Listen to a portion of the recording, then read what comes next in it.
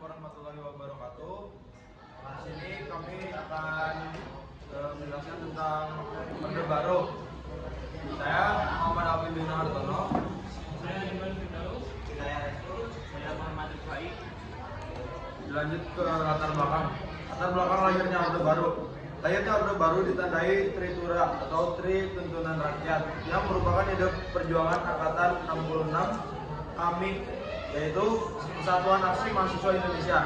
Tritura terdiri dari 3 tuntunan, yaitu membubarkan PKI, perombakan kabinet Dwikora, dan penurunan harga.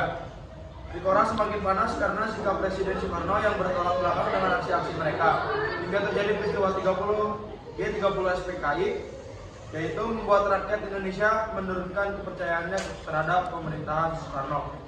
Peristiwa G30 SPKI adalah salah satu penyebab penurunan kredibilitas Soekarno dan membuatnya mengeluarkan surat perintah kepada Letjen Soeharto yang disebut Surat Perintah 11 Maret 1966 atau Super Semar.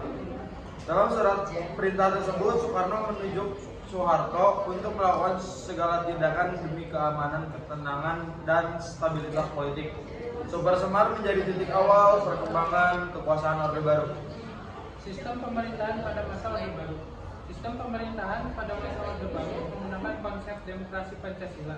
Visi utama pemerintahan Orde Baru adalah menerapkan nilai Pancasila dan Undang-Undang Dasar 1945 secara murni serta konsekuen dalam aspek kehidupan masyarakat Indonesia. Di masa Orde Lama, komunisme dan gagasan yang bertolak belakang dengan Pancasila sempat meluas.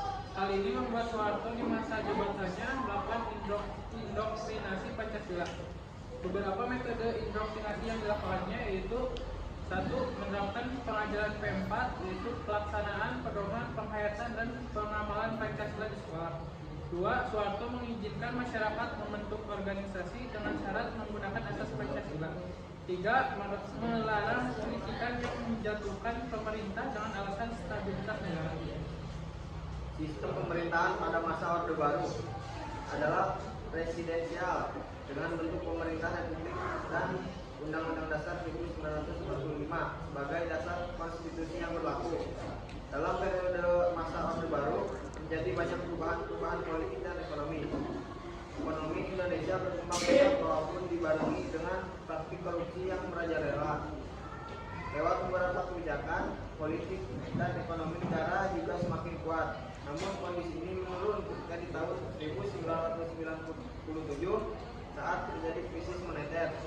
Krisis inilah yang membuat pemerintah kehilangan kepercayaan rakyat sehingga Soeharto sebagai presiden mengundurkan diri pada tanggal 21 Mei 1998 yang mengakhiri kekuasaan Orde Baru.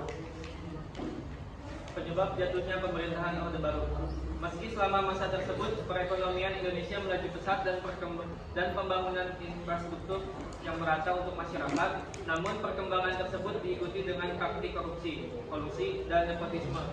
Hal ini menyebabkan kurangnya kepercayaan terhadap Presiden Soeharto dan memicu aksi demo mahasiswa dan masyarakat umum. Demonstrasi semakin gencar setelah pemerintah menaikkan harga BBM di tanggal 4 Mei 1998.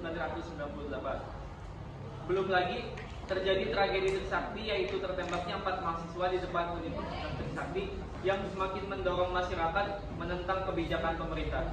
Tahun 1997 hingga 1998 merupakan periode Orde Baru yang menjadi masa kelam bagi rakyat Indonesia.